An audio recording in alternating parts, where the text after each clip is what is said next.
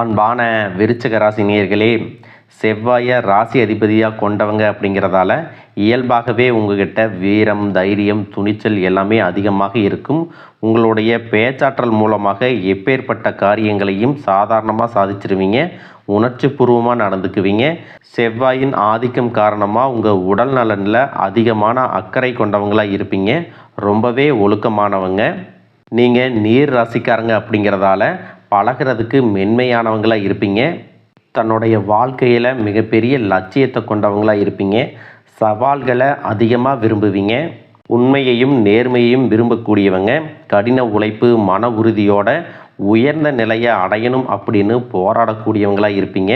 மனதளவில் ரொம்பவே வலிமையானவங்க.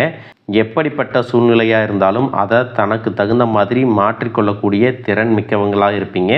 குடும்பத்தின் மேலே அளவற்ற அன்பும் அக்கறையும் கொண்டவங்களாக இருப்பீங்க. எந்த இடத்துலையும் தன்னுடைய குடும்பத்தையும் குடும்ப உறுப்பினர்களையும் விட்டு கொடுத்து பேச மாட்டீங்க. இப்படி சிறப்பான குணங்களை கொண்ட விருச்சிக ராசி விசாக நட்சத்திரம் 4ஆம் பாதம், அனுசம் நட்சத்திரம், கேட்டை நட்சத்திரம் இருக்கிறவங்களுக்கு சகோதரர்களை அனுசரித்து போகிறதும் நல்லது. உயர் பொறுப்பில் இருப்பவர்களுடைய ஒத்துழைப்புகள் மனதுக்கு மகிழ்ச்சியை கொடுக்கும். பெரியவர்களுடைய ஆதரவு உங்களுக்கு மன நிம்மதியை கொடுக்கும். வருமானத்தை அதிகப்படுத்துவதற்கான வாய்ப்புகள் உருவாக்கும். கலைத்துறையில் இருக்கிறவங்களுக்கு முக்கிய பொறுப்புகள் மற்றும் புதிய வாய்ப்புகள் கிடைக்கும். வீட்டை புதுப்பிக்கும் வேலை எல்லாமே செய்வீங்க. நெருப்பு தொடர்பான பணிகளில் இருக்கிறவங்க கவனத்தோடு செயல்படணும். இயந்திரம் சார்ந்த துறைகளில் இருக்கிறவங்க திறமைகளை எல்லாமே வெளிப்படுத்துவாங்க. உதவிகளை கேட்கறதுல தயக்கம் ஏற்படும். பயனற்ற பேச்சுக்களை பேசி பிரச்சனைகளை உண்டாக்கக்கூடிய சூழ்நிலைகளும் வரும். மாதம் 2 முறை குலதெய்வ வழிபாடு செய்வது உங்களுக்கு சிறப்பான பலன்களை கொடுக்கும். புதிய நட்புகள் மூலமாக நல்ல வாய்ப்புகள் கிடைக்கும். கணவன் மனைவி இடையே ஒற்றுமை உங்களுக்கு அதிகரிக்கும். நிர்வாகம் சார்ந்த பணிகளில் அனுசரித்து போகிறதன் மூலமாக நிறைய ஒத்துழைப்புகள் உங்களுக்கு கிடைக்கும். உத்தியோகத்தில் மறைமுக திறமைகளை எல்லாமே வெளிப்படுத்தி மற்றவர்களுடைய பாராட்டுகளை எல்லாமே பெற்றுக்கொள்வீங்க. ஆன்மீக பணிகளில் நாட்டம் மற்றும் ஆர்வம் அதிகரிக்கும். வெளியூர் தொடர்பான பயண வாய்ப்புகள் கைகூடி வரும். வியாபார பணிகளில் உங்களுக்கு பொறுமை ரொம்பவே அவசியம்.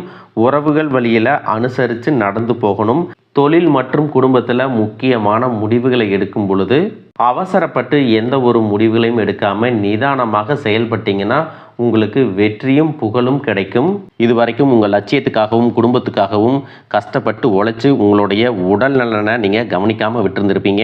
இப்போ வரைக்கும் சிலருக்கு அது வெளியில் தெரியல அப்படின்னாலும் சின்ன சின்ன பிரச்சனைகள் மூலமாக உங்களுக்கு தொந்தரவு கொடுத்துட்டு வந்திருக்கும். அந்த உடல் சார்ந்த பிரச்சனைகள் முழுவதும் குணமாகணும் அப்படின்னா அதற்கு தகுந்த சிகிச்சை முறைகளை எடுத்துக்கிறது மட்டுமல்லாமல் உங்களுடைய உடல் நலனையும் நீங்கள் பாதுகாக்கணும். உங்கள்கிட்ட நிறைய ஆற்றல் இருக்குது, திட்டங்கள் இருக்குது, கடின உழைப்பு எல்லாமே இருக்குது. ஆனால் உடல் ஆரோக்கியம் இல்லாமல் போச்சு அப்படின்னா உங்களால் எதையுமே சாதிக்க முடியாது. இதற்கு பிறகாவது உங்களுடைய உடல் ஆரோக்கியத்தில் நீங்கள் கூடுதலான கவனம் செலுத்தினீங்க அப்படின்னா நீங்கள் செய்யக்கூடிய எல்லா காரியத்திலையும் உங்களுக்கு வெற்றி கிடைக்கும். எதிரிகளை எல்லாம் ஜெயிச்சு வருவீங்க. சிலர் பார்த்தீங்கன்னா நல்ல வேலை கிடைக்காம வீட்லேயும் சரி சமுதாயத்திலும் சரி நிறைய பேருடைய கிண்டலுக்கும் கேலிக்கும் ஆளாகி இருப்பீங்க. இன்னும் சிலர் குடும்ப கஷ்டத்துக்காக பிடிக்காத ஒரு வேலைக்கு போயிட்டு இருந்திருப்பீங்க. இதற்கு பிறகு உங்களுடைய தன்னம்பிக்கை அதிகரிக்கும். புதிய புதிய தொழில்நுட்பங்களை கற்றுக்கிட்டு நல்லதொரு வேலையில் சேர போகிறீங்க. அரசியல்வாதிகளை பொறுத்த வரைக்கும் புதிய பொறுப்புகள், புதிய பதவிகள் எல்லாமே தானாக கிடைக்க போகுது. நம்மளுடைய குடும்ப உறவுகள், நம்முடைய நண்பர்கள் அப்படின்னு சொல்லிட்டு சிலருக்கு பெரிய ஒரு தொகையை கடனாக கொடுத்துட்டு அதை திரும்ப வாங்க முடியாமல், கேட்க முடியாமல் ஒரு விதமான மன அழுத்தத்துக்குள்ளாக இருப்பீங்க. அதனாலேயே உங்களுடைய உறவு கெட்டிருக்கும். அந்த பணம் உங்களுக்கு திரும்ப கிடைக்காது அப்படின்னு நீங்கள் முடிவே செஞ்சுருப்பீங்க. உங்ககிட்ட பணம் வாங்கினவங்க அவங்களுடைய தவறை புரிஞ்சுக்கிட்டு மனசாட்சியோட உங்களுக்கு அந்த பணத்தை திருப்பி கொடுப்பாங்க. குடும்பத்தில் இருக்கக்கூடிய நெருக்கடிகள் விலகும். செல்வாக்கு அந்தஸ்து உயரும். கடவுள் நம்பிக்கை அதிகமாகும். பெரியவர்களுடைய உதவி உங்களுக்கு கிடைக்கும். உறவில் இருந்த சண்டை சச்சரவுகள் முழுவதுமாக விலகும். புதிய நண்பர்களும் உங்களுக்கு உதவி செய்வாங்க. தொழிலில் ஏற்பட்ட நெருக்கடிகள் விலகும். பொருளாதார ரீதியாக நலிவடைந்த நிறுவனங்கள் முன்னேறவும் போகிறாங்க. மேலும் மேலும் எதிர்பார்த்த லாபமானது உங்களுக்கு வியாபாரத்தில் கிடைக்க போகுது. புதிதாக தொழில் தொடங்கணும் அப்படின்னு நினைக்கிறவங்க இந்த காலகட்டத்தில் நீங்கள் தொழில் தொடங்கலாம். இது வரைக்கும் உங்கள் குடும்ப உறவுகளுக்கு நீங்கள் பெருசாக முக்கியத்துவம் கொடுத்துட்டு இருக்க மாட்டீங்க.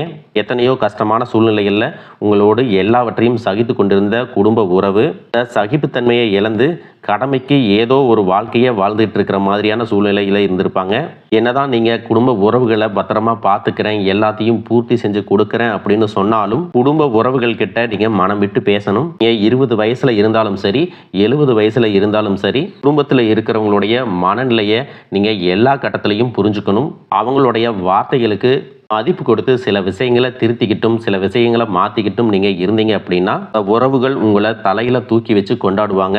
உங்களை பொறுத்த வரைக்கும் குடும்பத்தில் நிம்மதி முழுசாக கிடைக்கணும் அப்படின்னா சில இடங்களில் விட்டு கொடுத்து போகிறது தான் நல்லது அப்படிங்கிறத ஞாபகம் வச்சுக்கோங்க.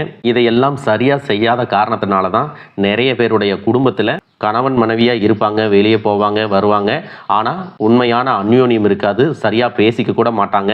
சமுதாயத்துக்காக போலியான ஒரு வாழ்க்கையை வாழ்ந்துட்டு இருக்கிற மாதிரி இருக்கும். இதற்கு பிறகு உங்கள் வாழ்க்கையிலும் இதுவெல்லாம் நடக்கக்கூடாது அப்படின்னா மனம் விட்டு பேசி உங்க கூட அதிகமான நேரத்தை செலவிடணும். உங்கள் மேலே அவங்களுக்கு நம்பிக்கை வர்ற மாதிரி நடந்துக்கணும்.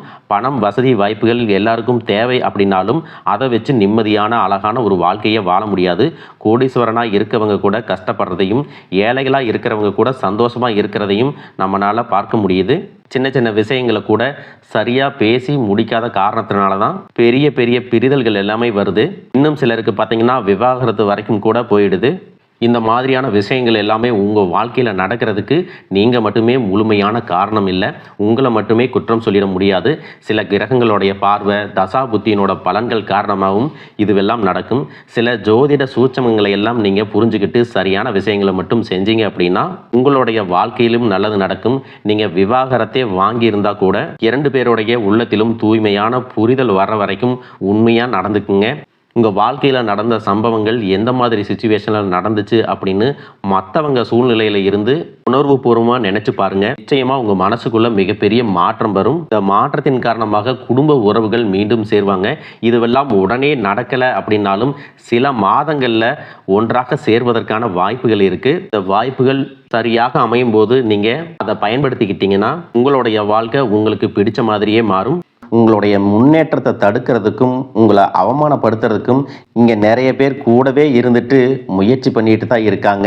ஆனாலும் அவங்களுடைய சதிகளையும் சூழ்ச்சிகளையெல்லாம் தாண்டி இப்போ வரைக்கும் ஓரளவுக்கு நீங்கள் நல்லா இருக்கீங்க அப்படின்னா உங்ககிட்ட இருக்கக்கூடிய நல்ல எண்ணங்களும் கடவுள் பக்தியும் இது வரைக்கும் நீங்கள் செஞ்ச தர்ம காரியங்களும் தான் உங்களை காப்பாற்றிட்டு இருக்கு. இதுக்கு முன்னாடி நல்ல நண்பர்களாக இருந்திருப்பாங்க, நல்ல உறவுகளாக இருந்திருப்பாங்க. அவங்களே தன்னோட சுயநலத்துக்காக துரோகங்களை எல்லாம் செஞ்சு உங்களுடைய வாழ்க்கையை கெடுக்கணும் அப்படின்னு நினைக்கும்போது இந்த உலகத்தில் யார் நல்லவங்க யார் கெட்டவங்க யாரை நம்புறது அப்படிங்கிறது தெரியாமல் தான் நீங்கள் புலம்பிட்டு இருக்கீங்க. ஒரு வகையில் இந்த மாதிரி விஷயங்கள் உங்களுக்கு கஷ்டத்தை கொடுத்தாலும் இப்போவாவது இவங்க நம்ம மேலே எவ்வளவு பொறாமையோடவும் வன்மத்தோடவும் இருக்கிறாங்க அப்படிங்கிறத ஓரளவுக்கு நீங்கள் புரிஞ்சிருப்பீங்க. இது எல்லாமே தெரிஞ்சும் கூட நீங்கள் என்னமோ பண்ணுங்க, எத்தனையோ நல்லது செஞ்ச எனக்கு மனசாட்சிக்கு விரோதமாக தப்பு செய்கிறீங்க அப்படின்னா அந்த கடவுள் உங்களுக்கு நிச்சயமாக மிகப்பெரிய தண்டனையை கொடுப்பார் அப்படின்னு தான் கடவுள்கிட்ட உங்களுடைய வேண்டுதலையெல்லாம் வச்சுட்டு கடந்து போயிட்டுருக்கீங்க. இப்போ இருக்கக்கூடிய சூழ்நிலையில் தான் உண்டு தாம் வேலை உண்டு அப்படின்னு தான் இருக்கிறீங்க. இருந்தாலும் உங்களுடைய கஷ்டத்தையும் கண்ணீரையும் மற்றவங்களுக்கு தெரியாத மாதிரி தான் பார்த்துட்ருக்கிறீங்க. உங்களுடைய வாழ்க்கை உங்களை எப்படி புரட்டி போட்டாலும் முடக்கி வச்சாலும் நீங்கள் எப்பவும் போல் சாதாரணமாக இருக்கிறதுனால உங்களை சுற்றி இருக்கிறவங்க எல்லாருமே இவங்களுக்கு என்னப்பா ஜாலியான வாழ்க்கை வாழ்கிறாங்க, இவங்ககிட்ட என்ன குறை அப்படின்னு சொல்லுவாங்க. ஆனால் மனசில் நிம்மதி இல்லாமல் சரியாக சாப்பிட முடியாமல் அவ்வளவு ஏங்க நிம்மதியாக தூங்க முடியாமல் கூட நீங்கள் எவ்வளவு கஷ்டப்படுறீங்க அப்படிங்கிறது உங்களுக்கும் அந்த கடவுளுக்கும் மட்டும்தாங்க தெரியும். இந்த மாதிரி உங்கள் வாழ்க்கையில் திடீர்னு ஒரு பிரச்சனை, உடம்பு சரியில்லை, ஹாஸ்பிட்டலில் பெருசாக செலவு வந்துருச்சு, குடும்பத்தில் அவசர தேவைக்கு பணம் பத்தலை, பிஸ்னஸில் லாஸ் ஆயிடுச்சு அப்படின்னு உங்கள் வாழ்க்கை முடங்கிருச்சுன்னா கூட நின்று உங்களுக்கு உதவி செய்கிறதுக்கோ ஆறுதலாக 4 வார்த்தை பேசுகிறதுக்கோ அவ்வளவு ஏங்க திரும்பி பார்க்கக்கூட உண்மையான ஆள் கிடையாது. ஆனால் நீங்களாவே ஏதோ தட்டு தடுமாறி எந்திரிச்சு நிற்கிறப்போ உங்களை குறை சொல்கிறதுக்குன்னே நிறைய பேர் தேடி வருவாங்க. உங்கள் சொந்தக்காரங்க தெரிஞ்சவங்க அப்படின்னு எல்லாரும் தேவைக்கு மட்டும்தான் உங்களை பயன்படுத்திக்கிறாங்க. இதையெல்லாம் தெரிஞ்சதுக்கு அப்புறமும் மறுபடியும் அவங்களுக்கெல்லாம் உதவி செஞ்சு ஏமாறக்கூடியவங்களாக தான் நீங்கள் இருக்கீங்க. இந்த வாழ்க்கையில் எப்படியாவது முன்னேறிடணும் அப்படிங்கிறதுக்காக தினம் கஷ்டப்பட்டு உழைக்கிறீங்க.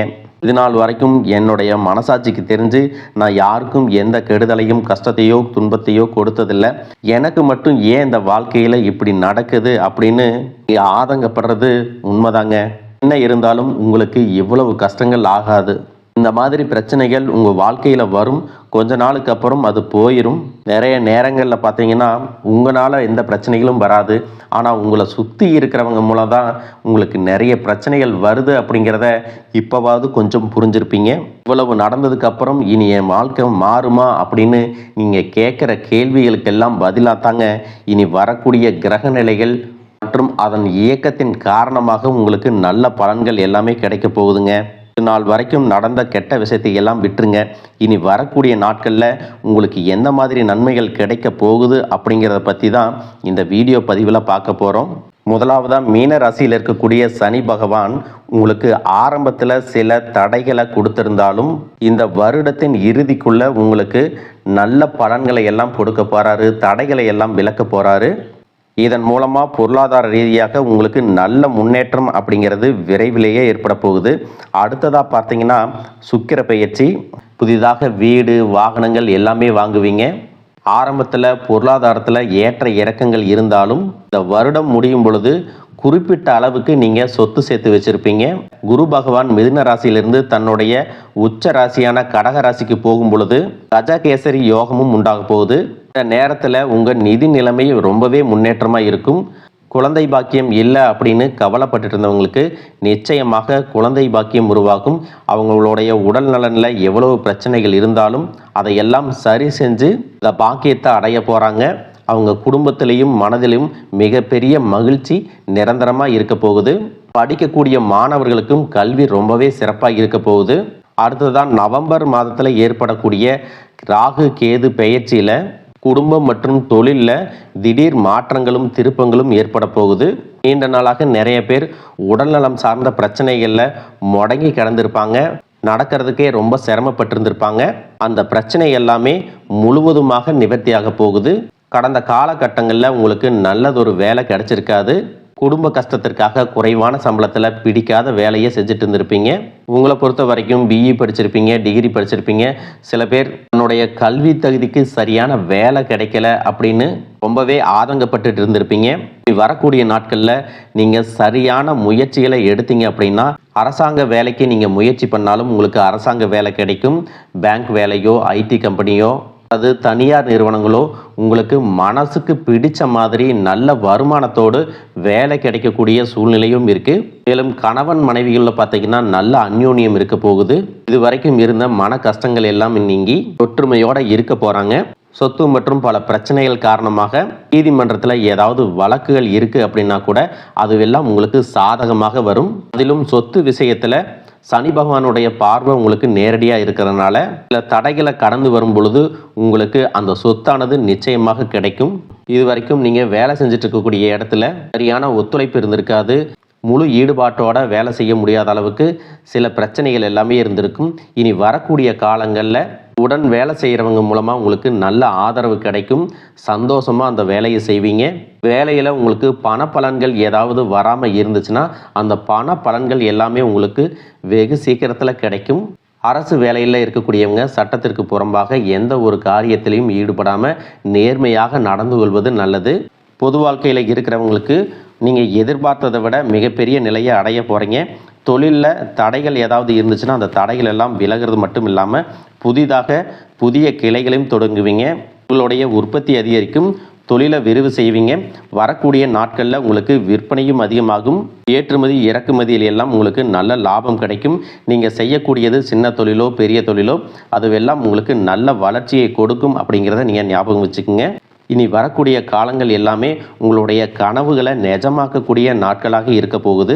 குடும்பத்தில் முன்னேற்றமும் பொருளாதாரமும் கிடைக்கும் பொழுது உங்களுடைய சுய ஒழுக்கத்தில் நீங்கள் ரொம்பவே கவனமாக இருக்கணும்.